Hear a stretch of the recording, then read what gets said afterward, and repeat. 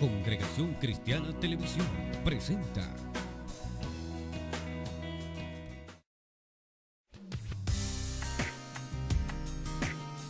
Jesucristo te llama. Bienvenido a su programa Jesucristo te llama. Qué bueno que nos acompañan y están con nosotros porque realmente dice la palabra de Dios cuán bueno y cuán delicioso es habitar los hermanos juntos y en armonía, porque allí envía Jehová bendición y vida eterna. Ese allí es cuando estamos todos reunidos glorificando y adorando el nombre de nuestro Señor Jesucristo. Así es que damos la bienvenida a todos ustedes que a ahora nos sintonizan. Bendecimos sus vidas y declaro muchas bendiciones para ustedes y que el poder y la gracia del Espíritu Santo sean derramados sobre sus vidas. Y damos gracias al Señor, ¿verdad? Porque a Él hay que darle toda honra y toda gloria. Y elevamos nuestra oración y le decimos, Señor, gracias. Gracias porque tú eres fiel. Gracias, Señor, por tu amor. Gracias porque tú nos has dado, Señor, de ti. Y gracias porque nos has dado a conocer tu palabra, tu reino. Gracias, Padre. Gloria, honra y honor sean dadas a ti en el nombre de Jesús. Amén y amén. Esperamos que cada una de las palabras que vamos a predicar ahora con un tema precioso que usted no se puede perder, sean de edificación para su vida. Así es que vamos a un cortecito, no se mueva. Y de regreso con nosotros a su programa Jesucristo te llama, hoy con un tema de bendición. ¿Usted quiere ser bendecido? Escuche este tema, porque la bendición de Dios es la que enriquece y no añade tristeza con ella. El tema es el diezmo de oposición en el pacto de la promesa. En el pacto de la promesa, el mejor pacto. Y dice en Hebreos 7, del 1 al 3. Porque este Melquisedec, rey de Salem, sacerdote del Dios Altísimo, que salió a recibir a Abraham, que volvía de la derrota de los reyes, y le bendijo, a quien asimismo dio a Abraham los diezmos de todo, cuyo nombre significa primeramente Rey de Justicia y también Rey de Salem. Esto es Rey de paz, sin padre, sin madre, sin genealogía, que ni tiene principio de día ni fin de vida, sino hecho semejante al Hijo de Dios, permanece sacerdote para siempre. Vamos a enfocarnos y vamos a hacer una exégesis. Si nosotros vemos que desde el principio, desde la creación, hubo un tiempo. Para todo Dios tuvo un tiempo. Cada espacio, cada escenario, cada personaje de la Biblia fue con un propósito de Dios. Ese propósito de Dios para algo específico. Fue tomado Moisés. Cada personaje, cada persona que Dios tomó allí fue con un propósito. Por lo que Dios se mueve por un tiempo que se llama Kairos, que no es el tiempo de nosotros. El tiempo de nosotros se mide en crono. El tiempo de Dios es el Kairos.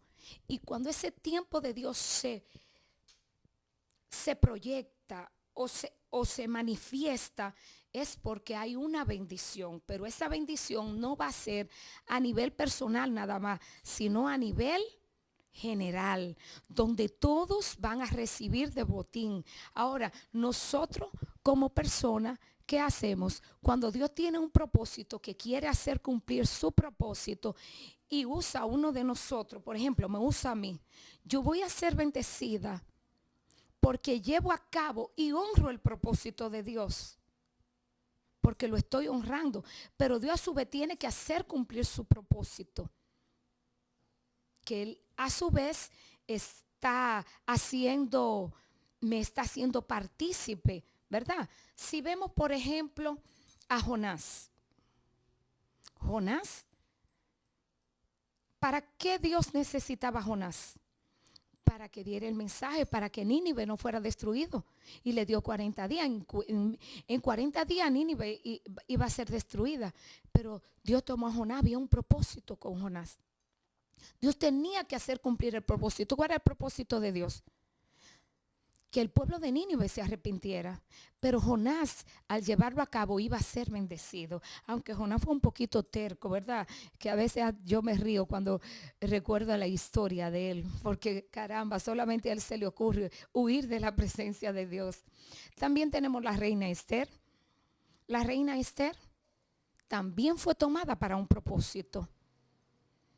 ¿Cuál era el propósito de Dios con la reina Esther? El propósito de Dios era que no mataran a los judíos porque iban a acabar con la descendencia, con el pueblo de Dios.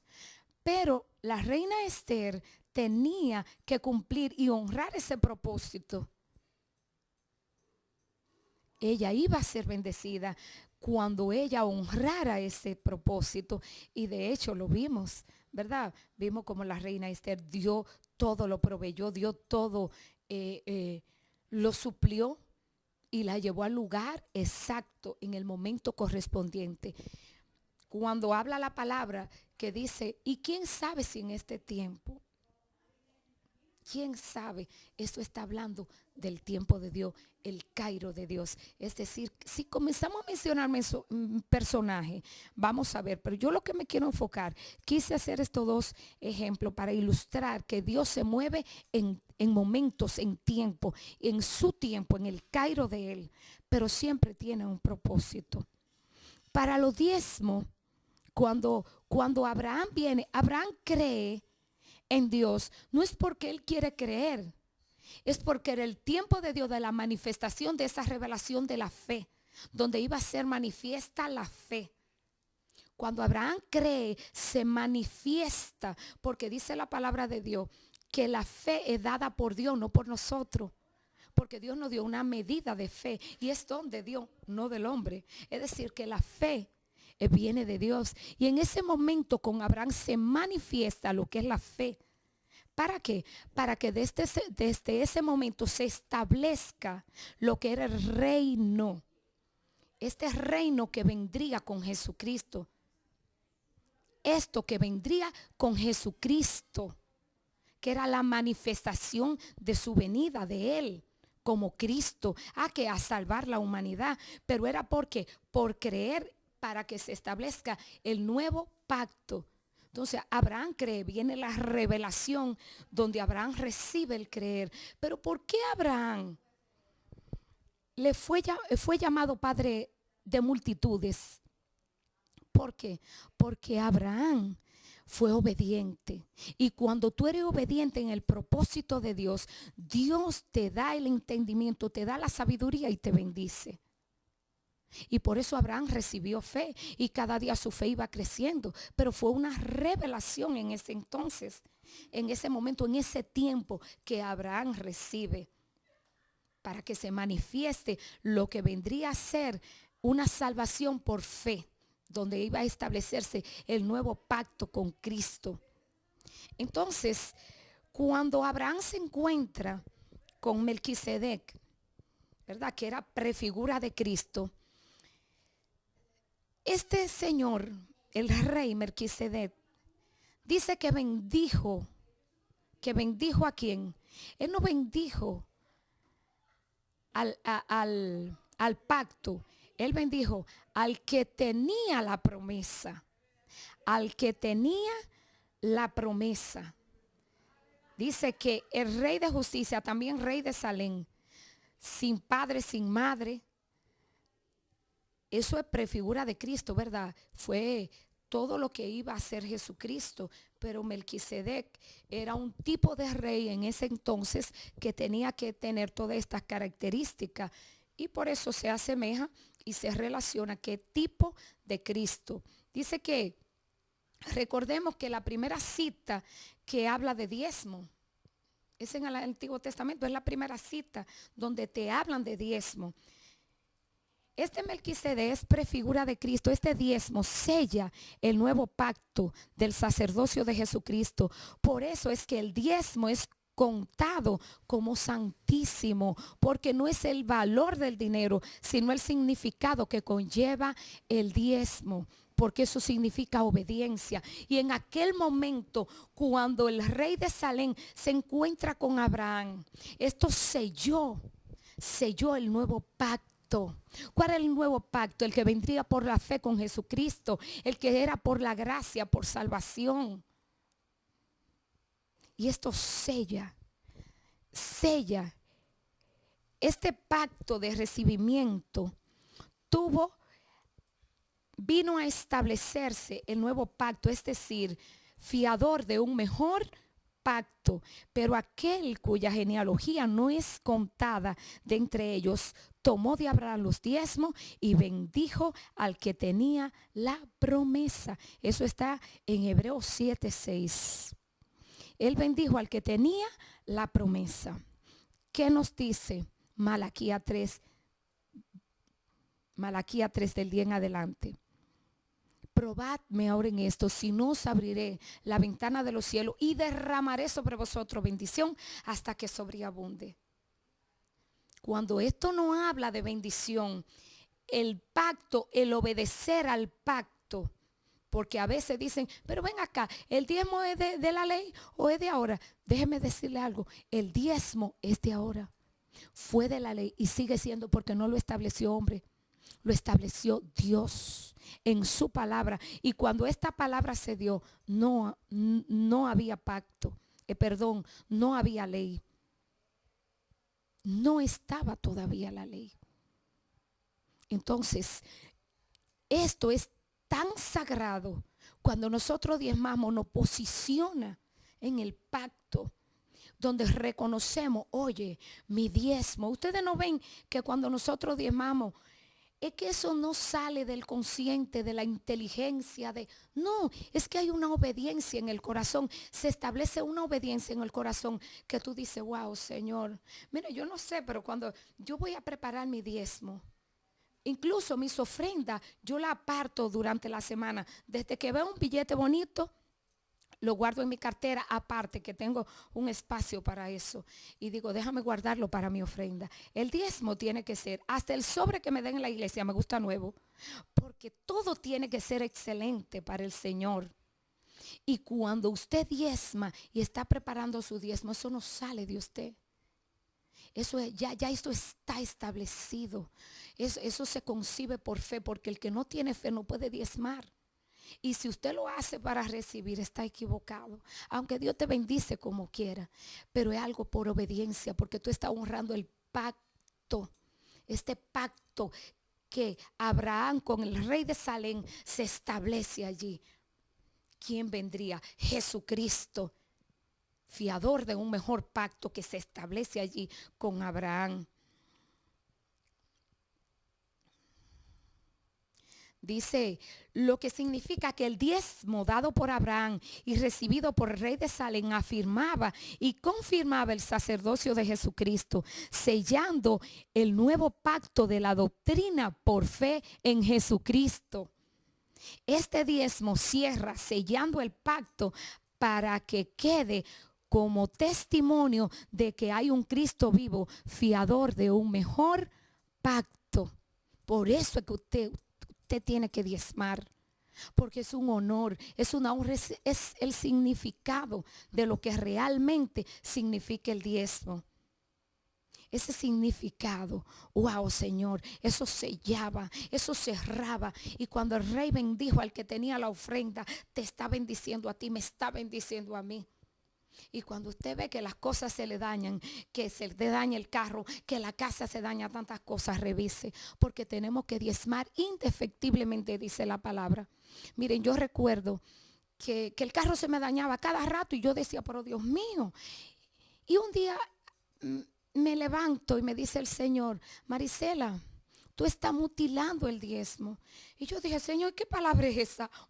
¿Qué mutilar el diezmo? Pero como tenía el concepto de la palabra, comencé a analizar qué significaba mutilar en el diezmo. Wow, recordé que tenía un préstamo. Entonces, ¿qué pasa? Me descontaban directamente, la empresa me descontaba el dinero del préstamo, entonces yo diezmaba de lo que me sobraba. ¿Y sabe qué pasó? Cuando comencé dije, Señor, yo sé, Señor, que es lo que pasa. Tomé rápidamente y dije, busqué una de esas hojas que me dan todo el total, lo que cobro. Y ahí comencé a diezmar Y le digo algo, jamás se volvió a dañar el carro, porque ahí era donde me sacaba más dinero. Ahí era donde era más fuerte el enemigo. Porque es que si tú no diezmas, te está perdiendo la bendición. Te está perdiendo la bendición. Y no podemos perdernos la bendición. Dice en Hebreos 7:8. Y aquí ciertamente reciben los diezmos hombres mortales, pero allí uno de quien se da testimonio de que vive Jesucristo. Cuando tú diezmas, no lo hagas para hombre. Cuando tú diezmas, tú no tienes que ver iglesia, tú no tienes que ver al apóstol, tú no tienes que ver a tu pastor, tú no tienes que ver a nadie, a Cristo. Y le voy a decir algo, ya cuando eso está en su corazón, que tú lo dispones, ya tú no ves a nadie. Tú no ves, ay, que mi diezmo se lo doy, porque si lo hace así, tiene que revisarte.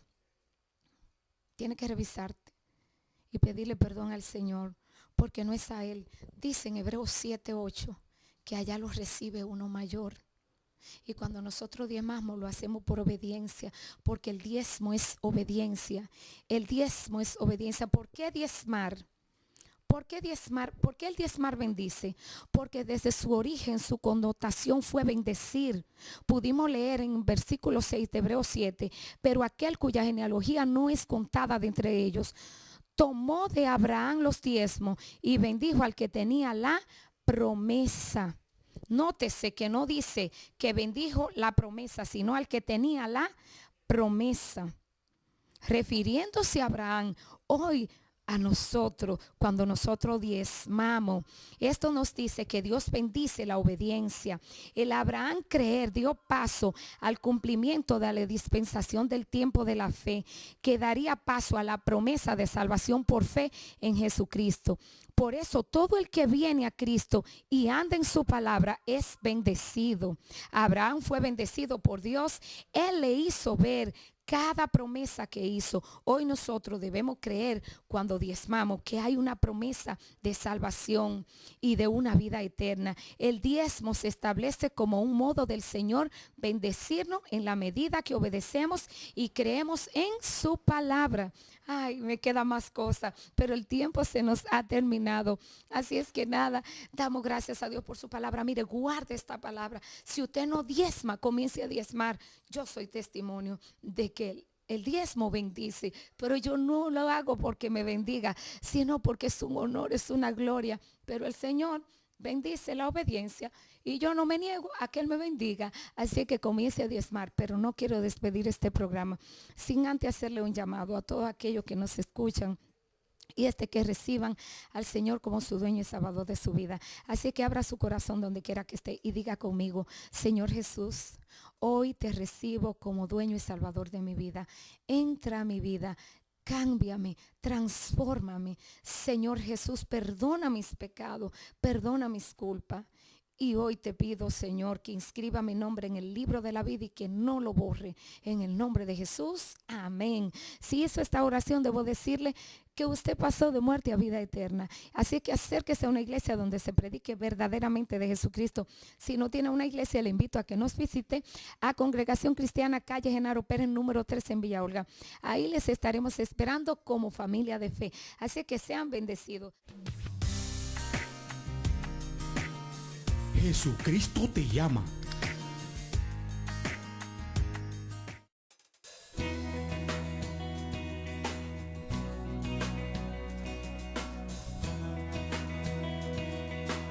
Esta fue una producción de Congregación Cristiana Televisión.